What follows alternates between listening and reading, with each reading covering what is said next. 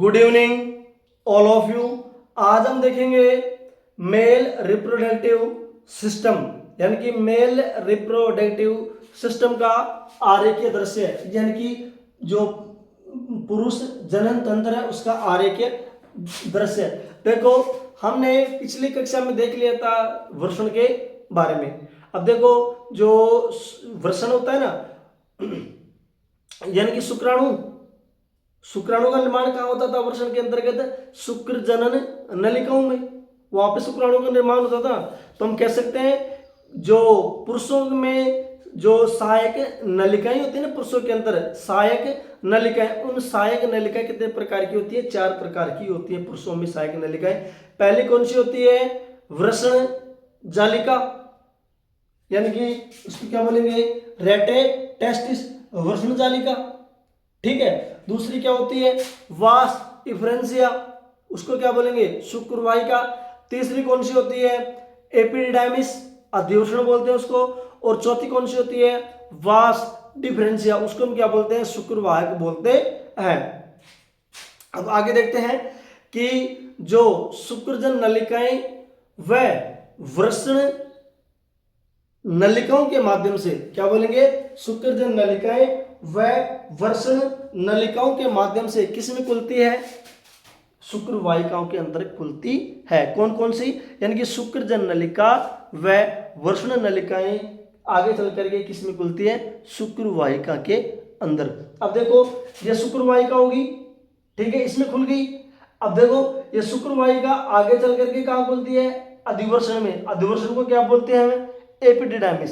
अब देखो आपके एनसीईआरटी में अधिवृषण है ना, तो ये केपुट, कॉर्पस और कोडा ये आपकी एनसीईआरटी की बुक में नहीं है।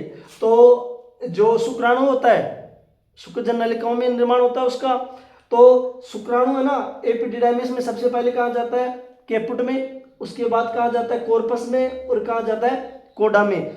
ये तीनों में जाकर के उसके बाद कहा जाता है शुक्रवाहक में। हम आगे बोलेंगे कि जो शुक्रवाहक होता है ना, शुक्रवाहक ऊपर की ओर उठता हुआ, यानी कि शुक्रवाहक ऊपर की ओर उठता हुआ जो मूत्राशय के ऊपर क्या बना लेता है? एक लूप बना लेता है। कौन? शुक्राशय मूत्राशय के ऊपर एक लूप बना लेता है। और ये मूत्र मार्ग हो गया।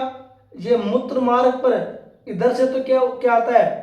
शुक्रवाहक आता है, और इधर से क्या आता है? शुक्राशय। यानी कि शुक्रवाहक और शुक्राशय दोनों मिलकर के मूत्र मार्ग के ऊपर एक क्या बना लेते हैं? स्क्लेनीय वाहिनी का निर्माण करते हैं। ये स्क्लेनीय वाहिनी में क्या होता है? आप सबको पता है मूत्र शुक्रवाहक में क्या आता है? शुक्राणु आते हैं। तो हम कह सकते हैं कि जो स्क्लेनीय वाहिनी थी उसमें शुक्राणुओं का क्या होता है? भंडारण होता है, यानी कि इकट्ठा होता है।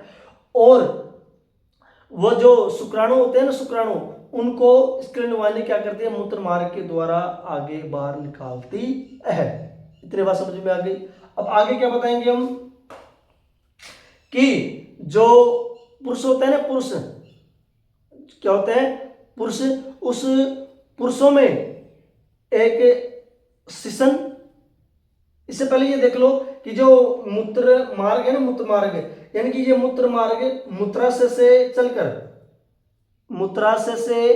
चलकर शिशन के द्वारा, यानी कि शिशन के, यानी जो ये मूत्र मार्ग है ना, मूत्राशय से चलकर एक शिशन के रूप में, यानी कि एक उनमें छिद्र होता है, उस छिद्र पाया जाता है शिशन में। उस क्या पाया जाता है? छिद्र। वो छिद्र क्या कहलाता है? एक मूत्राशय मुख कहलाता है। ये दिख रहा है ना, ये मूत्राशय मुख कहलाता है। इस मूत्राशय मुख के द्वारा किसका निर्माण? कौन बाहर निकलता है? शुक्राणु बाहर निकलते हैं। ठीक है। अब आगे क्या देखेंगे? जो शिशन होता है ना, शिशन, ये शिशन क्या होता है? बाहरी जननांग होता है। इस शिशन के अंतर्गत क्या पाए जाते हैं? विशेष प्रकार के इसमें उत्तक पाए जाते हैं। जो उत्तक क्या काम करते हैं? यानी कि शिशन को इरेक्शन में या उठान में उद्घर्षण के द्वारा, यानी कि इंसेमिनेशन या वीर्य सेचन करवाते हैं। ठीक है। वीर्य सेचन करवाते हैं। और देख लो, अगर कोई आपसे ये पूछ ले कि जो शुक्राणु होता है ना, शुक्राणु, उस शुक्राणुओं का मार्ग बताओ कि भाई सबसे पहले शुक्राणु कहाँ बनता है, तो सबसे पहले शुक्राणु कहाँ बनता है, शुक्र जनन नलिकाओं के अंतर्गत शुक्राणु का निर्माण होता है। फिर आगे चलकर कहाँ जाता है, रेटे टेस्टिस यानी कि वृषण जालिका में जाता है। वृषण जालिका से आगे कहाँ जाता है, शुक्र वाहिका में। ध्यान रखना, वृषण जालिका से आगे कहाँ जाता है, शुक्र वाहिकाओं में। ये शुक्र वाहिका होती है ना, शुक्र वाहिका तक का भाग वृषण के अंदर का होता है, टेस्टिस के अंदर का भाग है। अब वृषण शुक्र वाहिका के आगे बाहर निकलते ही अधिवृषण आगा, अधिवृषण से क्या हो जाता है, शुक्र वृषण का बाहरी भाग होता है। अधिवृषण में सबसे पहले कहा जाता है केपुट में, उसके बाद कोर्पस में, और उसके बाद कोडा के अंतर्गत जाता है। फिर इन तीनों से निकल करके जो शुक्राणु होते हैं शुक्रवाहक में चले जाते हैं। शुक्रवाहक से कहाँ जाते हैं, जो स्खलनीय वाहिनी बनाए थे हम, वहां पे जाते हैं। और वहां जाने के बाद कहाँ जाता है, मूत्रमार्ग में। मूत्रमार्ग के द्वारा, मूत्रमार्ग से आगे चलकर सेशन के द्वारा शुक्राणु निकल जाते हैं। अब आगे देखो, वो जो पुरुषों में सहायक ग्रंथियां होती हैं, पुरुषों में सहायक ग्रंथियां कितनी होती है, पुरुषों में सहायक ग्रंथियां 3 होती है। कौन कौन सी होती है, यानी कि एक जोड़ी क्या होती है, शुक्राशय, एक जोड़ी क्या बताएंगे, शुक्राशय, एक क्या बताएंगे, पुरस्थ या प्रोस्टेट ग्रंथि, ठीक है ना, और एक जोड़ी कंद मूत्र पथ ग्रंथि होती है। ध्यान रखना, इस कंद मूत्र पथ ग्रंथि को हम बल्बो यूरिथल ग्रंथि भी बोलते हैं, इसी को हम काउपर ग्रंथि भी बोलते हैं। और ध्यान रखना, शुक्राशय, पुरुष या प्रोस्टेट या कंद मूत्र पथ, ये तीनों ग्रंथियां किसका निर्माण करते हैं, सेमिनल प्लाज्मा का निर्माण करती हैं। तीनों ग्रंथियां किसका निर्माण करती है, सेमिनल प्लाज्मा का निर्माण करता है। उस सेमिनल प्लाज्मा में क्या क्या पाया जाता है, फ्रक्टोज पाया जाता है, कैल्शियम पाया जाता है, और क्या पाया जाता है, फ्रक्टोज, कैल्शियम, और क्या पाया जाता है, फ्रक्टोज हो गया, कैल्शियम हो गया, और एक चीज और होती है, वो क्या होती है, फ्रक्टोज, कैल्शियम, और तीसरी चीज होती है एंजाइम्स।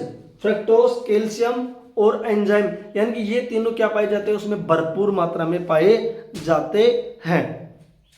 और अब ये बच गई कंद मूत्र पथ ग्रंथि। ये क्या होती है, ध्यान रखना, जो मूत्र मार्ग होता है ना, इस मूत्र मार्ग के दोनों ओर पाई जाती है। कहाँ पाई जाती है, दोनों ओर पाई जाती है। मूत्र मार्ग के दोनों ओर ये मटर के दाने के आकार की जटिल ग्रंथि होती है। और कंद मूत्र पथ ग्रंथि, इसके कार्य क्या हो गया, यानी कि लुब्रिकेंट्स प्रदान करती है।